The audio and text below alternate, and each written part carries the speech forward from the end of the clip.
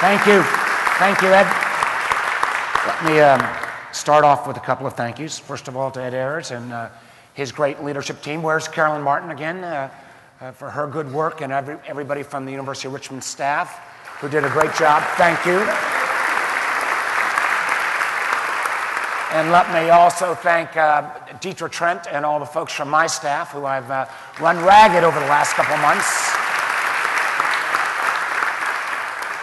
And a great thanks as well to my good friend Tom Davis. I mean, I mentioned this last night, I've been in the Senate now 3 years. On dog years, it feels like forever. But Tom Davis actually, in his 14 years in the House, walked the walk that I'm trying to follow. The same kind of approach that my predecessor, John Warner, took, which was, you fight like mad during the political campaign, but after the campaign is done, your then top responsibility is to actually govern, not simply run down the other side. And Tom Davis has exemplified that in everything he's done. Now, I've got a couple of questions for you. How many here were born in Virginia? How many were not born in Virginia? Pretty remarkable. If we'd done this kind of survey 30 years ago, Jim Ukrop, you would have seen this probably been disproportionately almost all born in Virginia. So whether we are Virginians by birth or Virginians by choice, we are all here by choice as people who care a whole heck of a lot about the Commonwealth of Virginia. Willing to give up a Friday night and one of the prettiest Saturdays of the summer to really sit down and talk about what Virginia should look like going forward. Some people have asked what was the genesis of this, and the idea, at least my half of the idea, was I remember as I first started getting involved in Virginia activities, I joined an organization in the late 80s called the Virginia Foundation for Independent Colleges. Now, it had University of Richmond as one of its representative institutions. It is made up of independent private colleges all across Virginia. And what was amazing to me about that, and other groups that I participated in, was that everybody in Virginia seemed to know each other. People in Hampton Roads knew people up in the Valley, people in South Side knew people in Richmond, and there was this enormous connectedness. I made the joke last night, it was unfortunately true, that sometimes Northern Virginia was the outlier. They didn't always get as involved, but outside of Northern Virginia, there was an enormous connectedness between all of us as Virginians. And over the years, that connectedness has broken down a bit.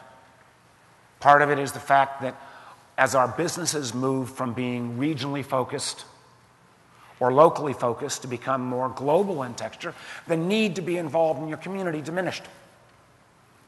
What also happened was, if we had this kind of session 30 years ago, 90% of you would be white guys. We look around this room today, and you really see a face of Virginia that reflects a 21st century Virginia. We come from all parts of the state. We come from different racial backgrounds. We come from different ethnic heritages. We come from different ages. But what binds us here all together is that connectedness to our community and to our Commonwealth. And so the idea of this, and what are the outputs? Again, folks that I've had the opportunity to work with know that I'm a little obsessed about metrics. This is a little harder to measure what the output should be. But they should be examples where people today hopefully will get a chance to meet someone that you didn't know before you started today. To hear about something that's going on somewhere else in the Commonwealth that may have some applicability to your community. And again, one of the reasons that so many of us are here is because we touched on, and Deetra, correct me if I'm wrong, I think we have 38 different leadership organizations around Virginia. Some of them statewide in nature, groups like Sorensen, Lead Virginia, but the vast majority of these organizations are very much a community-based. So all of the leaders of these community-based organizations had to be willing to say, let's throw in our efforts together to see if we can build this event today. Will the outgrowth be more meetings? Well, that's going to be up to you. Will the outgrowth be a new organization? Well, candidly, I'm not sure we need another organization. People are too busy already. But is there a way to have enough interest come out of today that, whether in the form of working groups or ongoing dialogue, we can continue this? There are going to be some requests I'm going to make of you. One is that it's very, very important that you fill out the questionnaire at the end of the session and we get it back in. We want to get everyone here. There's a bit of a directory already, but we'd like to get out a much fuller directory. So if you happen to mention, oh yeah, I met somebody from South Boston, or I met somebody from Lynchburg, and you can't recall them all, we want to make sure you've got that individual's information and a little bit of their interest so that you can continue to reconnect on your own. Let me also kind of point out how I hoped, if this was to be truly successful, what could be outgrowth. And let me give you two analogies that may seem a little strange. One is I just came back 2 weeks ago from a trip to Israel, Egypt, and Djibouti. I'll even give you my one line that I always use. Do you all know who the head of Djibouti is? Any of y'all know who the head of Djibouti is? Sheikh Abudi? Yeah. I keep trying that. Somebody's going to laugh, Everybody on my staff says, please don't do that, please don't do that. But more relevantly, I was in Egypt, and remarkable circumstances in Egypt. As in Tahrir Square, you see the revolution, and as you've seen it play out over these last few months, and again, actions as recently as this week, you see all this revolutionary zeal and vigor basically kind of fade away as the institutions of, on one hand, the military, on the other hand, the Muslim Brotherhood, basically look like they're trying to find ways to retain their power, because with all of the excitement and energy that came out of the revolution, there was not any follow-up. And one of the things that when you're trying something like this, the challenge is that because there's not necessarily an organizational structure behind what we're trying to do here today, the level of follow-up, the level of enthusiasm is a lot going to have to be self-generated. And we're going to have to figure this out as we go along. And let me raise two other examples of this. One is an issue that I'm grappling with right now. Again, in the 3 years I've been in the Senate, and many of you I've had an opportunity to see as I get back to Virginia over these last 3 years. If you've heard me anywhere, you've heard my pitch and presentation on the debt and deficit. $17 trillion in debt we have right now. We add $4.5 billion a day to that debt. It is a challenge that is almost unprecedented in our country's history. Federal spending's at 25% of our GDP. Federal revenues are at 15%. Doesn't take a University of Richmond mathematician to realize if you're spending 25 cents and only bringing in 15 cents, you can only borrow that extra dime from China for so long. And the fascinating thing that's going on an issue that should not be that hard, on an issue that literally 80% of all of the groups that have looked at this issue, Democrat, Republican, Independent alike, have all come up with a solution set that is roughly 90% the same, depending on whatever commission it was. Simpson-Bowles, Rivlin-Domenici, what have you. What's been impossible to get done, and one of the things that has frustrated me, is in Washington, there is no support group or institutional structure to support people doing the right thing. So even though in the United States Senate, As President Ayers mentioned, we had this group that grew to 45. We're actually closer to 77 senators who I think would vote for a grand bargain around this issue, which I believe is the most important issue our nation faces, and the issue that in many ways has become a proxy for whether any of our democratic institutions can function. But that hasn't happened yet, because traditional party leaderships in both sides have been unwilling to get out of their comfort zones. And all the various groups, business groups, issue groups, good guy groups, all want to play within their own established lane. And consequently, even though they all acknowledge this problem is huge, they're not willing to put kind of any of their muscle or effort behind reinforcing smart behavior. And unfortunately, to the detriment, I would argue, of our nation, this issue, which Admiral Mullen, who's the former chairman of the Joint Chiefs of Staff, says is the single biggest threat to our national security, bigger threat than the threat of terrorism, exists there, and we haven't fixed it yet. Now, let me give you another story, and this will sound a bit self-serving, but it really isn't, but where we confronted with much smaller numbers, but somewhat of a similar dilemma in terms of a structural budget deficit in Virginia back in the 2003-2004 timeframe. Unlike in Washington, what happened in Virginia during that time period was there were a whole lot of folks in the General Assembly, and the General Assembly at that point was 2-1 Republican. I was the Democratic governor.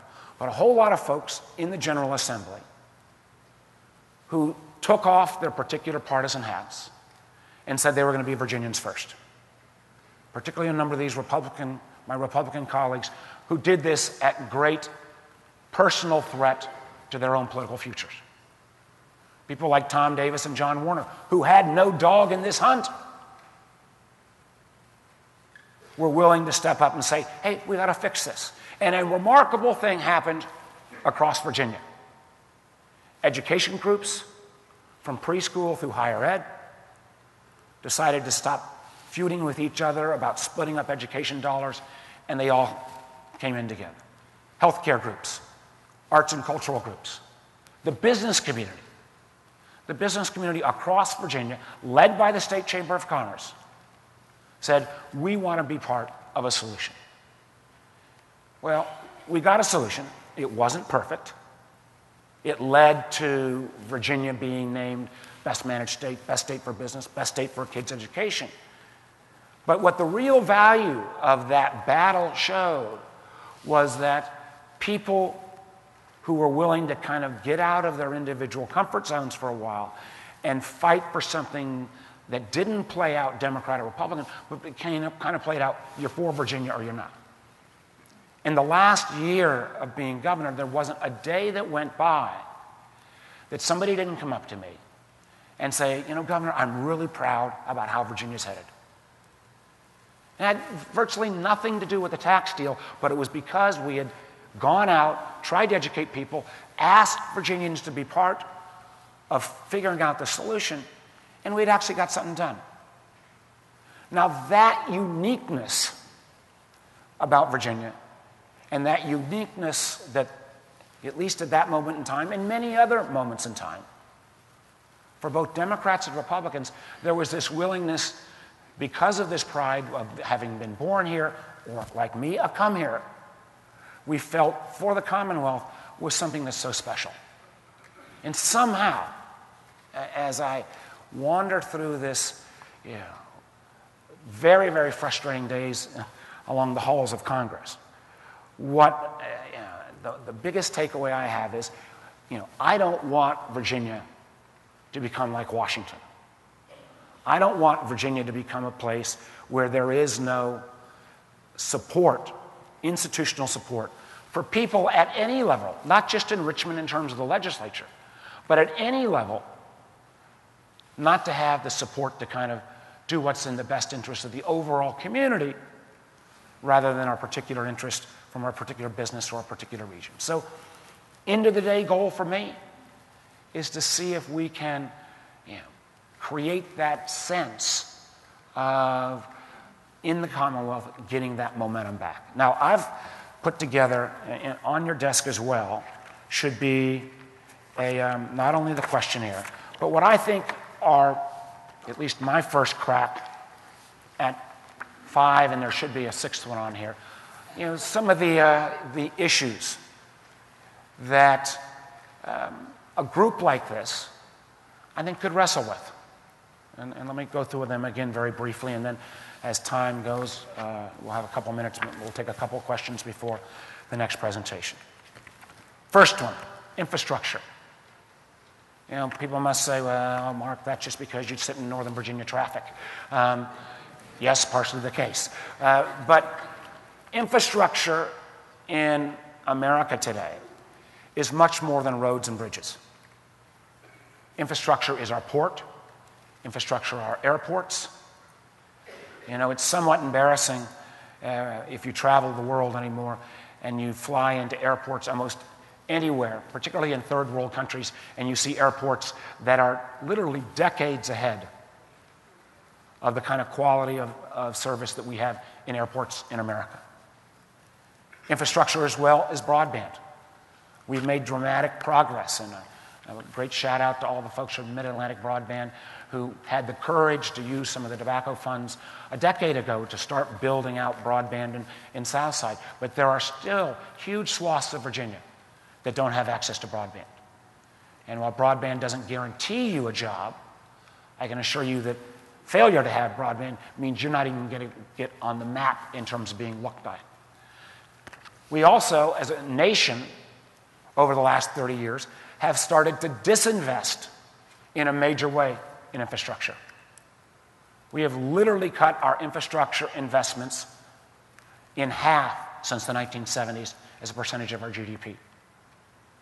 Part of that is, again, kind of one of these great conundrums, nobody's fault, other than the fact that, thank goodness, we were making cars more fuel efficient, but as you make cars more fuel efficient, you drive down your revenue source, particularly when you base it on a gas tax. So infrastructure, broadly writ, if we're going to keep Virginia connected and tied together, broadband, water, sewer, roads, airports, ports, is a topic that we need some creative and fresh thinking about.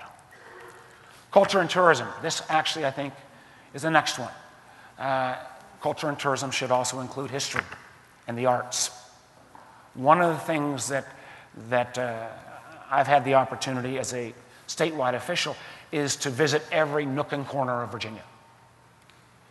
And there is no state anywhere in America that is as rich in history, music, arts, and culture as the Commonwealth of Virginia.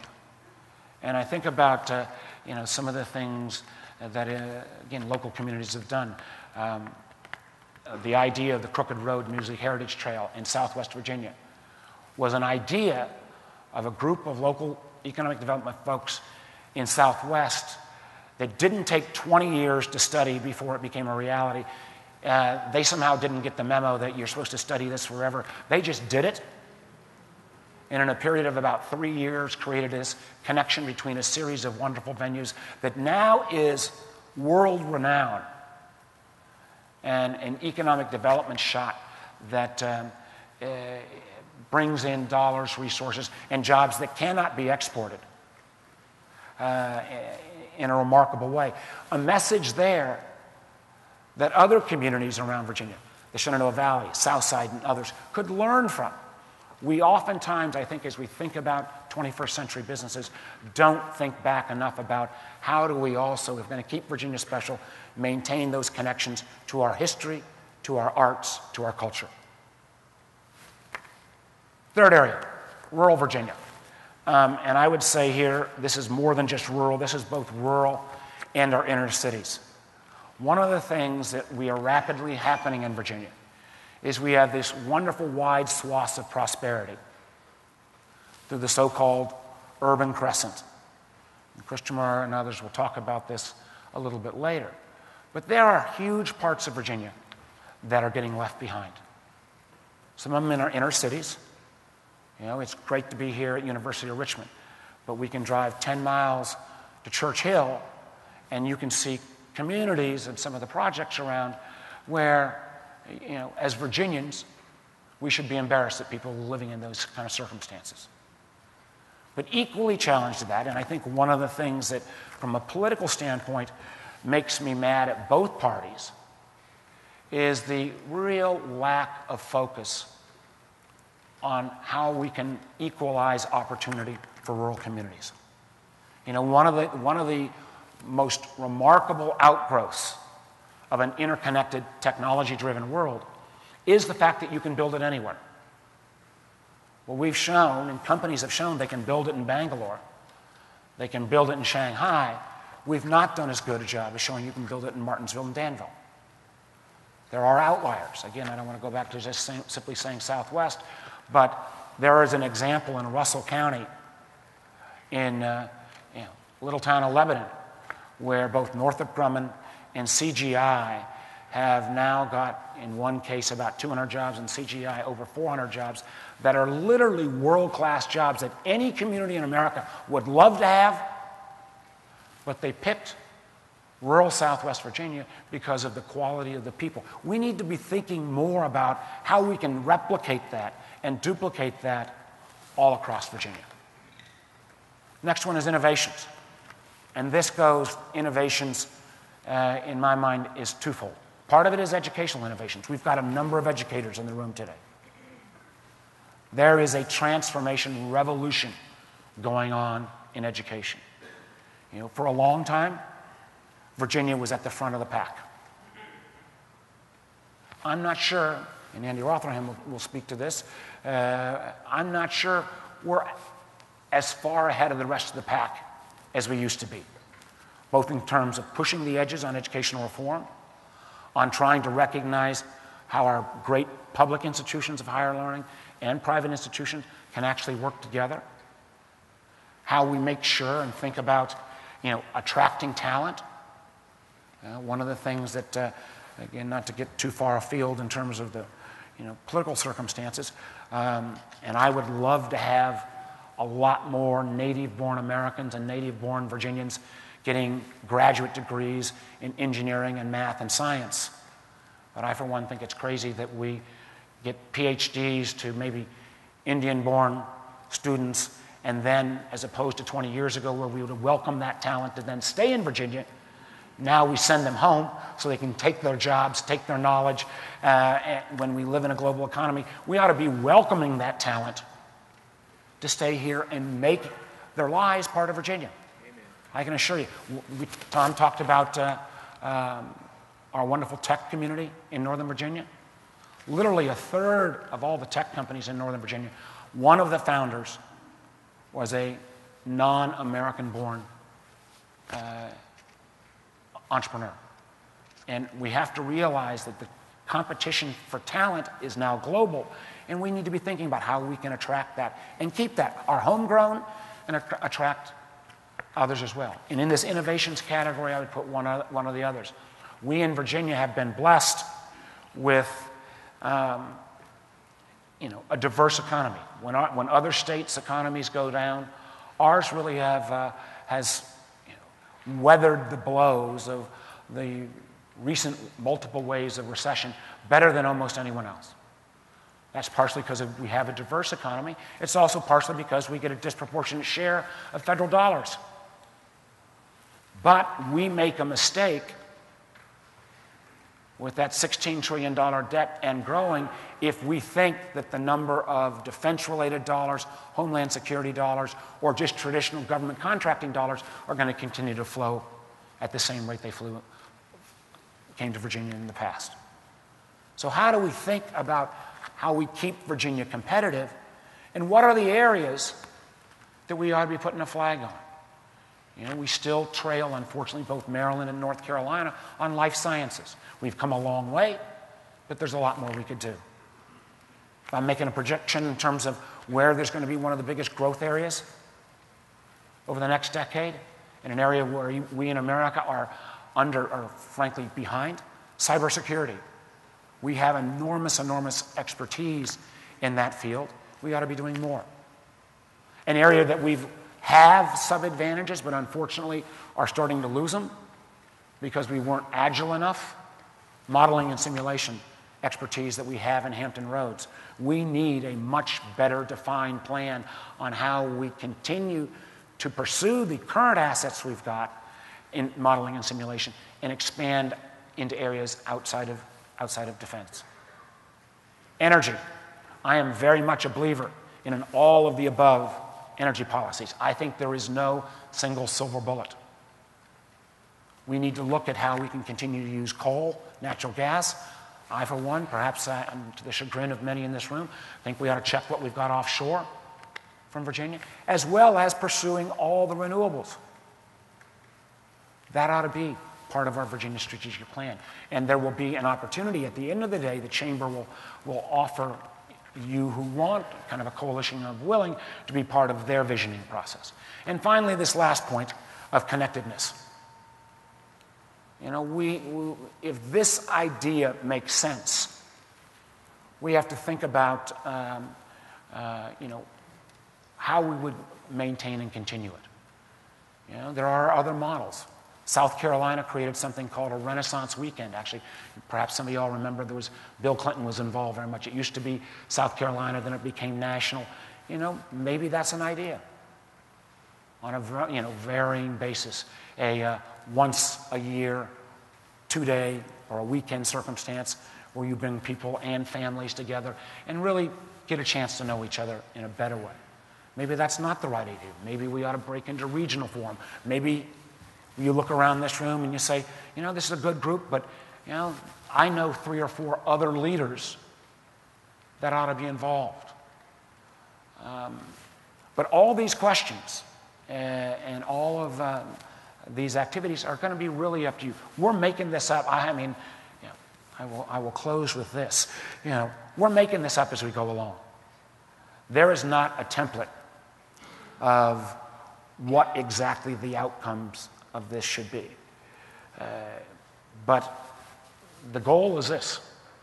The goal is to get us back into that point that regardless of what our partisan affiliation is, or if we are, as many are increasingly becoming independent, we realize at the end of the day, if Virginia is going to maintain its presence and its leadership role, it's going to take people of goodwill, of good faith, of varying views, coming together on an organized basis and having a civilized conversation.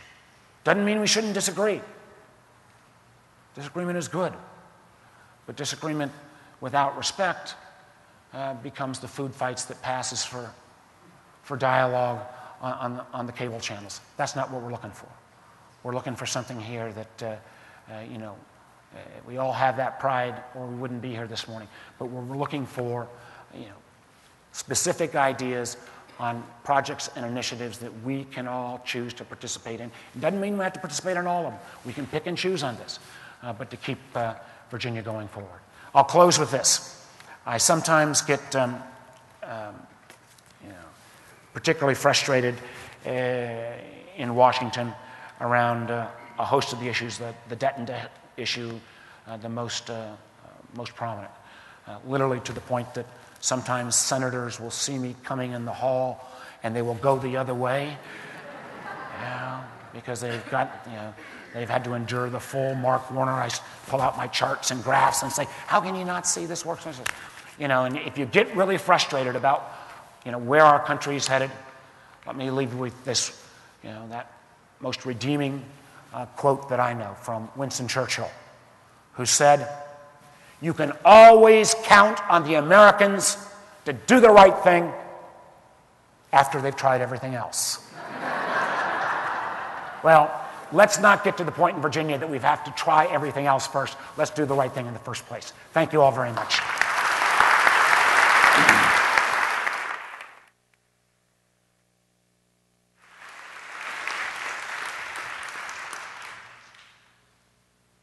Our next speaker is former governor of the Commonwealth, Jerry Baliles. He was governor from 1986 through 1990 after completing tours of public service that included serving as Virginia Attorney General and as a member of the Virginia House of Delegates. He's been a tireless advocate for education.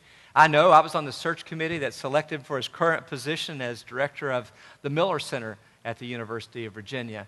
And Governor Baliles has a rare ability to see the big picture, but also to ground it in the Commonwealth that we all love. So, ladies and gentlemen, Governor Jerry Baliles.